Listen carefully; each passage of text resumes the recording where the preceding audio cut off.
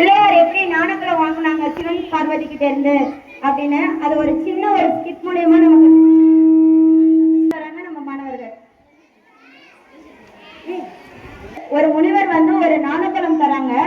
அந்த ஞானப்பழத்தை நாரத முனிவர் வந்து இப்ப கொண்டு வந்து சிவபெருமான்கிட்ட கொடுக்குறாங்க.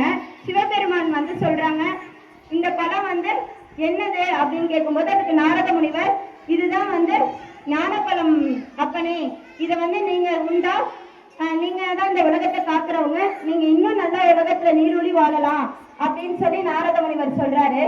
அப்போ நம்ம சிவபெருமான் பார்வதி கிட்ட நாரத முனிவர் கிட்டையும் என்ன சொல்றாங்கன்றத பார்ப்போம்.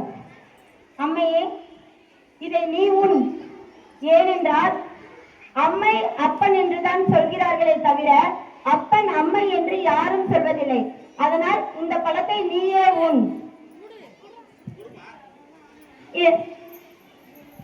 உடனே அங்கிருந்து முருகரும் பிள்ளையாரும் ஓடி வராங்க.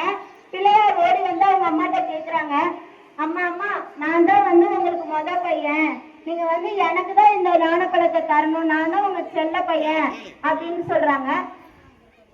அதுக்கு முருகன் சொல்றாரு, நான் தான் வந்து உங்களுடைய செல்ல மகன், ஆசை மகன், அதனால நீங்க வந்து எனக்கு தான் இந்த ஞானப்பழத்தை கொடுக்கணும் அப்படின்னு சொல்றாங்க. உடனே அதுக்கு பார்வதி தேவி என்ன சொன்னாங்கன்னா, இல்ல நீங்க 2 பேரும் சண்டை போட்டுக்காதீங்க, உங்க 2 பேருக்கும் நான் ஒரு போட்டி மாதிரி வைக்கிறேன். யார் முதல்ல போயிட்டு உலகத்தை சுத்திட்டு வரீங்களோ அவங்களுக்கு தான் வந்து நான் இந்த ஞானப்பழத்தை கொடுப்பேன் அப்படின்னு சொல்றாங்க. அதுக்கு நம்ம முருகர் என்ன பண்ணாரு தெரியுமா, உடனே நான் போயிட்டு இந்த உலகத்தை நான் தான் முதல்ல சுத்தி வந்து இந்த ஞானப்பழத்தை வாங்குவேன் அப்படின்ட்டு முருகர் வந்து அந்த இடத்த விட்டு கிளம்பிட்டாங்க.